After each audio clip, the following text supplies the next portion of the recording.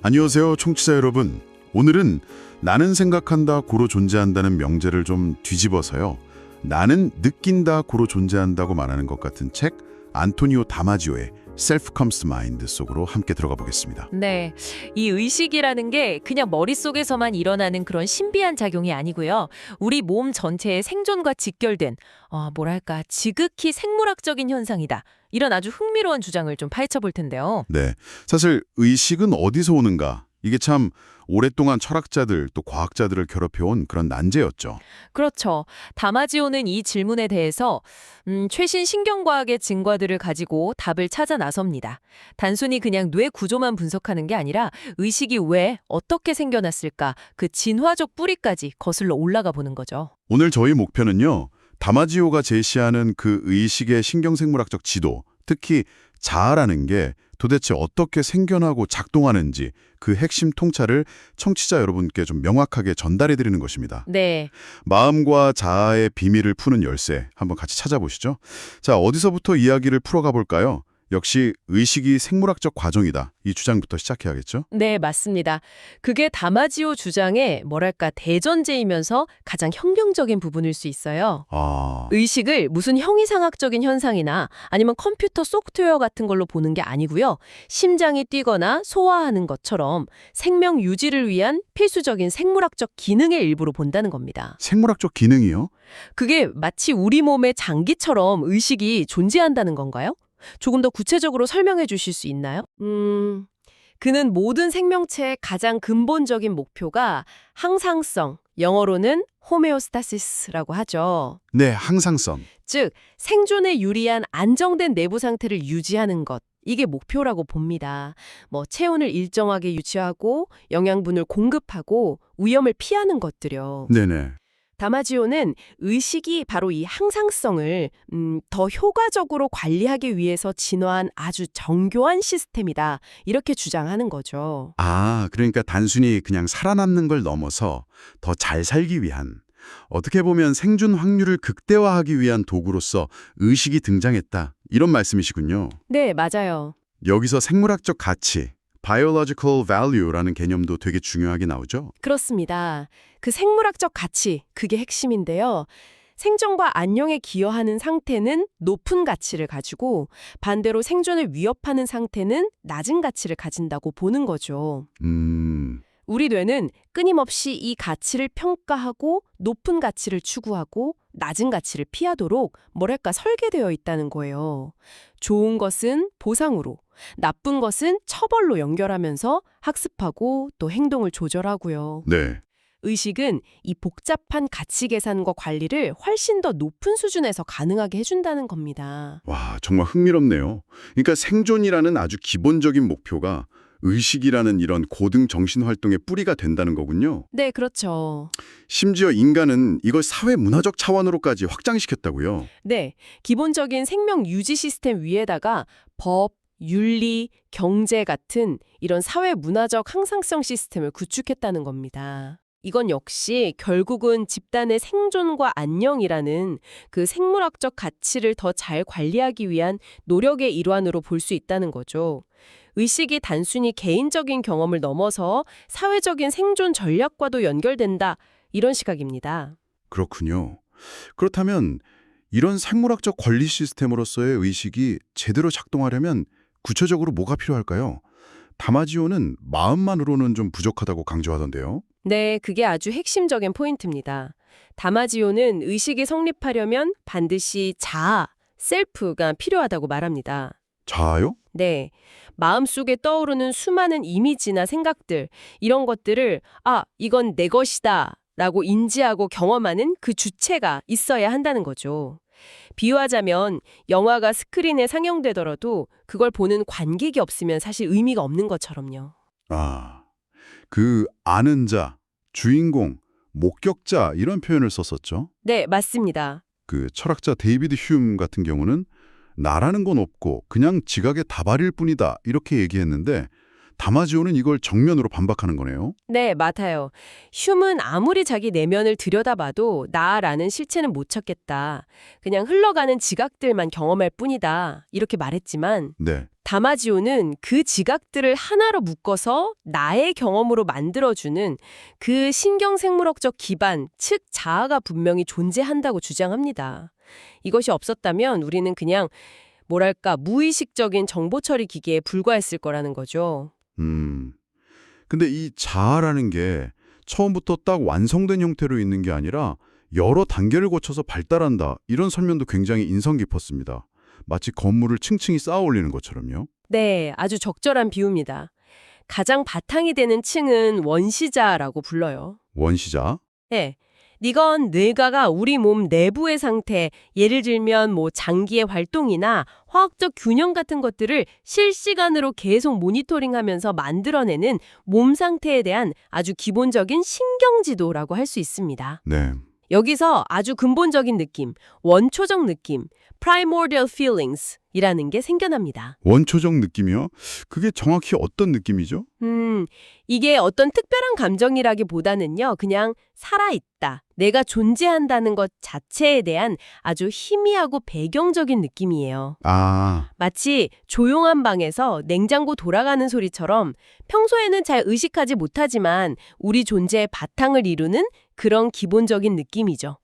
몸이 안정적일 때 느껴지는 어떤 편안함이나 뭔가 좀 불편할 때의 미묘한 불안감 같은 아주 기본적인 수준의 느낌입니다. 그렇군요.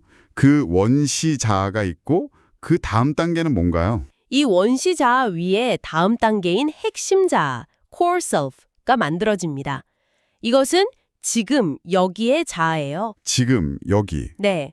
원시 자아가 외부 또는 내부의 어떤 대상과 상호작용하면서 순간적으로 변화하는 것을 포착할 때 생겨납니다. 예를 들어서 제가 지금 이 컵을 보잖아요. 네. 그럼 단순히 컵의 이미지만 처리하는 게 아니라 내가 이 컵을 보고 있고 그로 인해서 나의 상태, 즉 원시 자아가 미묘하게 변하고 있다는 것을 뭐랄까 비언어적인 이야기, 즉 이미지의 형태로 만들어내는 겁니다. 아, 매 순간 대상과 이렇게 부딪힐 때마다 핵심 자아는 마치 맥박처럼 펄스 형태로 잠깐 나타났다가 사라집니다. 아하, 그렇군요. 매 순간 내가 지금 무언가를 경험하고 있다는 자각이 마치 불빛처럼 깜빡이는 거네요. 네, 그렇죠. 그럼 우리가 보통 느끼는 그 연속적인 나는 어떻게 설명이 되나요? 어제의 나와 오늘의 나는 또 어떻게 연결되는 거죠? 바로 그 지점에서 가장 복잡한 단계인 자전적 자아, autobiographical self가 등장하는 겁니다. 자전적 자아. 네, 이것은 과거의 중요한 기억들, 그리고 미래에 대한 기대와 계획 같은 자전적 정보를 바탕으로 구축되는 거죠. 수많은 그 핵심 자아, 펄스들이 시간 속에서 쭉 이어지면서 만들어지는 나라는 존재에 대한 어떤 일관된 이야기 또는 정체성이라고 할 수 있습니다. 결국에는 기억이 핵심이군요. 내가 누구인지 어떤 삶을 살아왔는지에 대한 기억이 없으면 자전적 자아도 존재하기 어려운 거네요. 그렇습니다. 그래서 기억 능력이 손상된 환자분들을 보면 자전적 자아가 심하게 훼손되는 경우가 많습니다. 자전적 자아는 과거를 회상하고 미래를 계획하는 능력에 크게 의존하거든요. 이 세 가지 자아, 즉 원시 자아, 핵심 자아, 자전적 자아가 함께 작동하면서 우리가 경험하는 그 풍부하고 다층적인 의식이 만들어진다. 이게 바로 다마지오의 설명입니다. 와, 정말 흥미로운 구조네요. 그런데 이 모든 자아와 의식의 바탕에는 결국 몸이 있다는 점을 계속 강조하시는 것 같아요. 심지어 뇌가 몸을 관리하기 위해 존재한다, 이렇게까지 말씀하시죠. 네, 맞습니다. 이것도 다마지오 이론의 아주 중요한 축 중 하나입니다. 뇌는 몸과 분리된 무슨 독립적인 기관이 아니라 몸의 생존과 안녕을 위한 일종의 관리자 또는 대리인이라는 겁니다. 관리자요? 네, 뇌는 끊임없이 몸의 상태를 지도화하고 있습니다. 마치 몸의 신경적 복제본 또는 가상 대리인을 뇌 안에 만들어두고 실시간으로 계속 업데이트하는 것과 같다고 볼 수 있어요. 뇌 안에 몸의 지도가 있다니 참 신기하네요. 그럼 외부 세계에 대한 정보는 어떻게 처리되는 건가요? 그것도 몸을 통해서인가요? 네, 맞아요.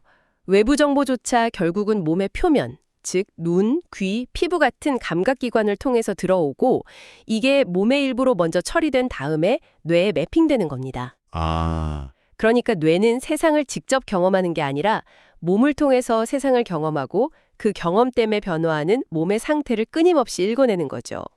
몸과 뇌는 신경신호와 화학신호를 통해서 계속 양방향으로 대화하면서 서로에게 영향을 주고받습니다. 여기서 또 느낌, 필링의 기원에 대한 설명이 아주 놀라운데요. 보통 감정이라고 하면 대뇌피질 같은 고등뇌 영역에서 만들어진다고 생각하기 쉬운데 다마지오는 그 시작점이 훨씬 더 원시적인 뇌관, 브레인스템에 있다고 주장하잖아요. 맞습니다. 이게 정말 파격적인 주장 중 하나인데요. 그는 느낌의 가장 근본적인 형태, 특히 아까 말씀드린 원초적 느낌은 진화적으로 가장 오래된 뇌구조 중 하나인 뇌관에서 처음 발생한다고 봅니다. 뇌관에서요? 네, 뇌관의 특정 영역들이 몸 내부의 상태, 심장박동, 호흡, 혈당 같은 정보들을 통합하고 바로 이것이 살아있음의 기본적인 느낌을 만들어낸다는 겁니다. 와, 뇌관이라니? 정말 의외네요. 그럼 우리가 느끼는 슬픔이나 기쁨 같은 좀 복잡한 감정들은 어떻게 설명하나요? 그런 복잡한 감정들은 물론 대뇌피질을 포함한 여러 뇌 영역의 상호작용 결과이긴 합니다. 하지만 그 뿌리에는 뇌관에서 시작된 기본적인 느낌과 몸의 변화라 있다는 거죠. 네. 더 나아가서 다마지오는 가상 신체 고리, as if body loop이라는 개념을 제시합니다. 가상신체골이요? 그건 또 뭔가요? 이게 뭐냐면요. 우리가 실제로 몸 상태를 변화시키지 않고도 뇌가 마치 몸이 변한 것처럼 뇌 안에 신체 지도상에서 어떤 패턴을 활성화시켜서 감정을 시뮬레이션 할 수 있다는 겁니다. 시뮬레이션이요? 네. 예를 들어서 아주 슬펐던 기억을 떠올릴 때 우리가 실제로 눈물을 흘리거나 심장이 빨리 뛰지 않더라도 뇌는 과거의 경험을 바탕으로 마치 그런 신체 변화가 일어난 것처럼 뇌의 신체 지도상에 슬픔의 패턴을 그려낸다는 거죠. 그리고 우리는 그 패턴을 느낌으로 경험하는 거고요. 와, 이건 뭐 감정의 가상현실 같은 거네요. 실제로 겪지 않아도 느낄 수 있다니 이건 굉장히 효율적이면서도 한편으로는 좀 섬뜩하게 들리기도 하는데요. 효율적인 측면이 크죠. 매번 감정을 느낄 때마다 실제 몸을 변화시키는 건 에너지 소모가 크니까요. 그렇겠네요. 이 능력 덕분에 우리는 과거를 회상하면서 감정을 느끼고 미래를 상상하면서 감정을 예측하고 심지어 다른 사람의 감정을 이해, 즉 공감할 수도 있습니다. 타인의 표정이나 상황을 보고 내 안에서 비슷한 감정 상태를 시뮬레이션 해보는 거죠. 이게 그 유명한 거울 뉴런 시스템의 작동 방식과도 연결될 수 있다고 봅니다. 아하, 이 뇌관의 중요성을 뒷받침하는 사례로 그 대뇌피질이 거의 없는 수두문해증 아이들 이야기도 나오죠? 네, 맞아요. 아주 중요한 임상적 증거입니다. 이 아이들은 고등 인지 기능은 거의 불가능하지만 놀랍게도 기본적인 감정 표현, 예를 들어 미소를 짓거나 찡그리는 것을 하고요. 주변 자극에 어느 정도 반응도 하고 기본적인 각성 상태를 유지합니다. 네. 이건 뭘 의미하냐면 뇌관과 일부 피질화 구조만으로도 원시자아와 원초적 느낌, 그리고 제한적이긴 하지만 핵심 자아와 유사한 활동까지도 가능하다는 것을 시사하는 거죠. 와, 즉, 대뇌 피질 없이는 뇌관만으로는 완전한 인자의식은 불가능하겠지만 의식의 가장 근본적인 뿌리는 뇌관에 있다. 이걸 보여주는 강력한 증거가 됩니다. 정말 뇌관의 역할을 다시 보게 되네요. 자, 그럼 이제 기억에 대한 이야기로 넘어가 볼까요? 우리는 경험을 어떻게 저장하고 또 떠올릴까요? 다마지오는 이것도 우리가 흔히 생각하는 방식과는 좀 다르다고 말하죠. 맞습니다. 흔히 기억을 사진이나 비디오처럼 뇌 어딘가에 딱 저장된 파일을 꺼내보는 걸로 생각하기 쉬운데요. 다마지오는 그렇게 보지 않습니다. 우리가 기억하는 것은 대상 자체의 이미지가 아니라 그 대상과 상호작용했던 경험의 패턴 전체라고 봅니다. 경험의 패턴 전체라면 단순히 시각 정보뿐만 아니라 다른 것들도 다 포함된다는 건가요? 네, 맞습니다. 예를 들어 할머니를 기억한다고 해보죠. 그럼 할머니 얼굴 이미지뿐만 아니라 목소리, 함께했던 활동들, 요리하기나 산책하기 같은 거요.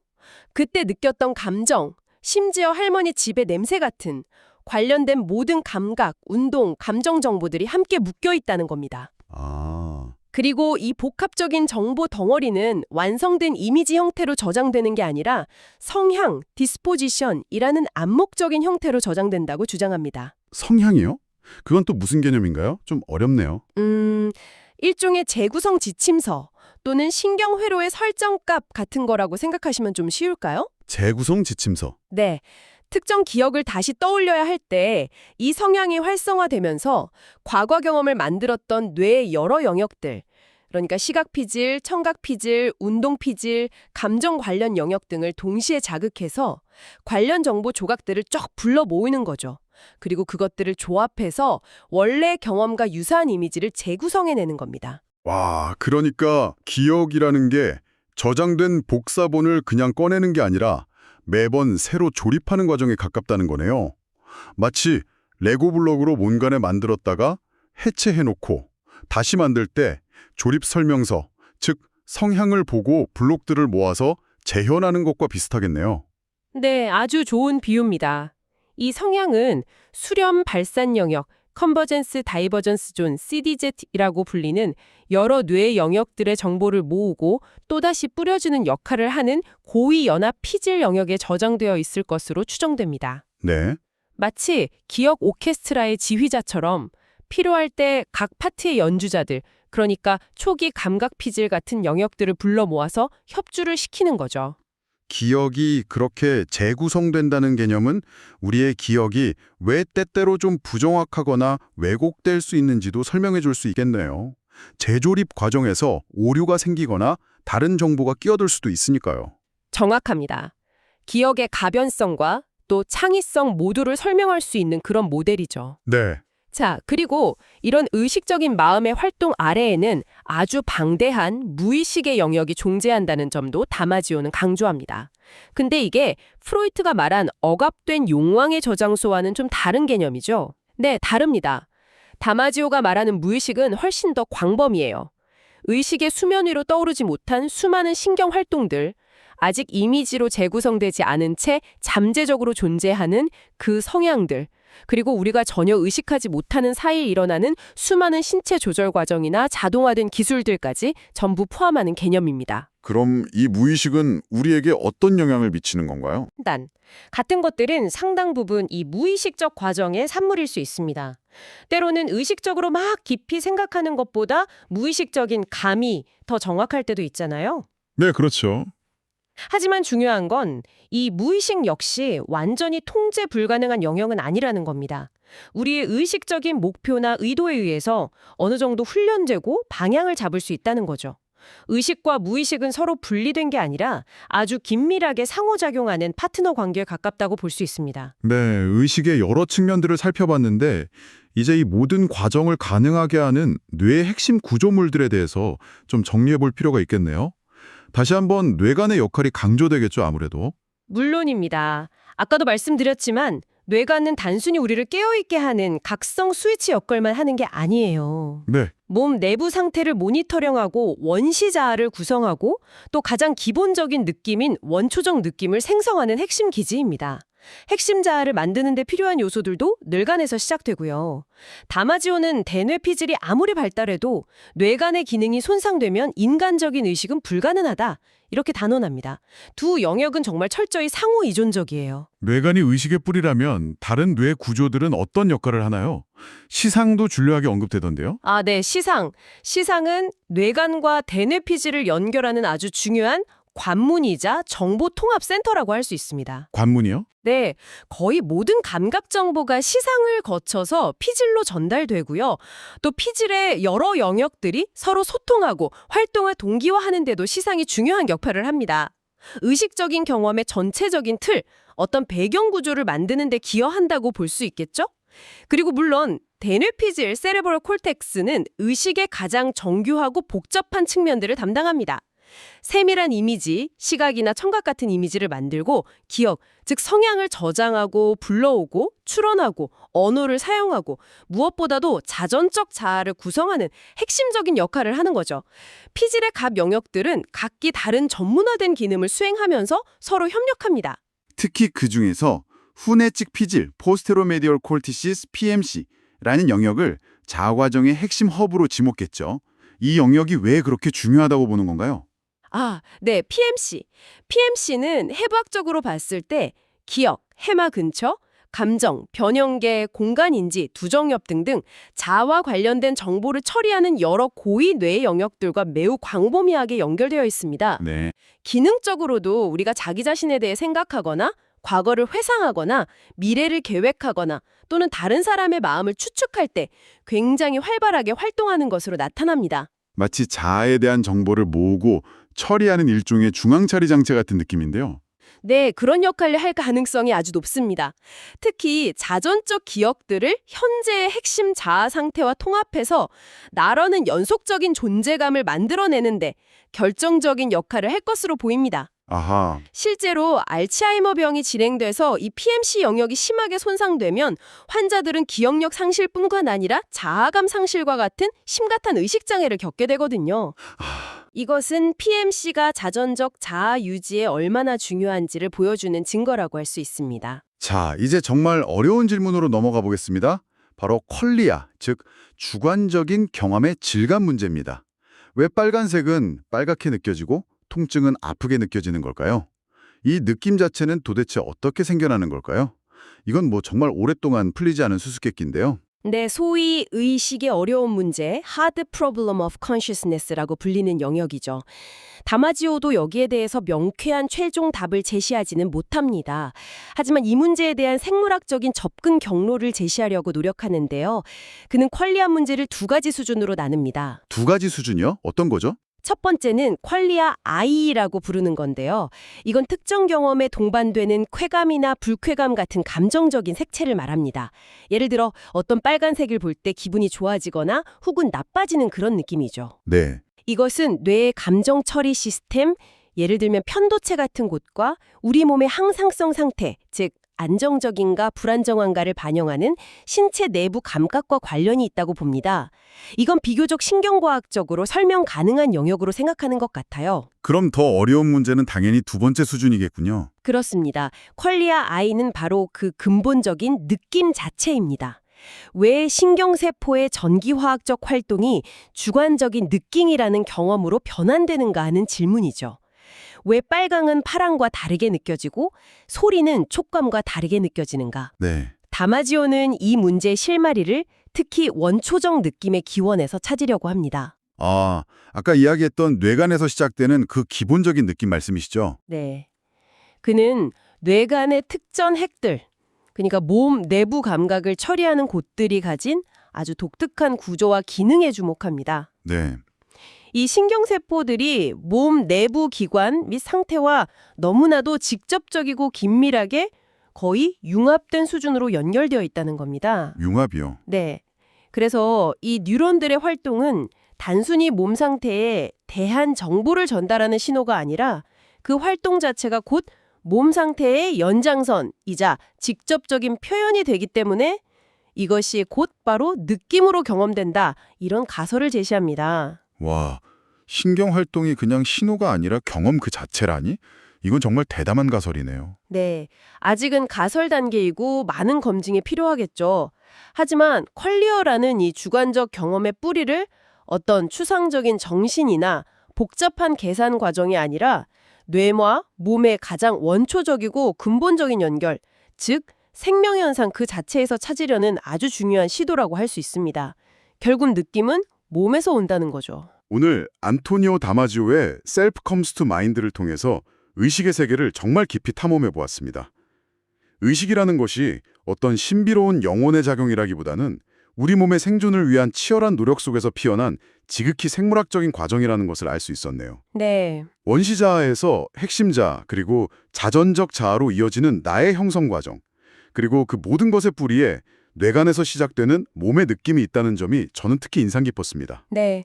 뇌와 몸이 끊임없이 대화하면서 만들어내는 그런 역동적인 과정으로서의 의식을 이해하는 것은 우리 자신을 바라보는 방식을 근본적으로 바꾸어 놓을 수 있습니다. 그렇죠. 기억이 어떤 고정된 실체가 아니라 매번 재구성되는 이야기라는 점, 그리고 우리 의식의 밑바닥에서 거대한 무의식적 과정들이 우리의 생각과 행동을 조율하고 있다는 점도 중요한 통찰이었죠. 네.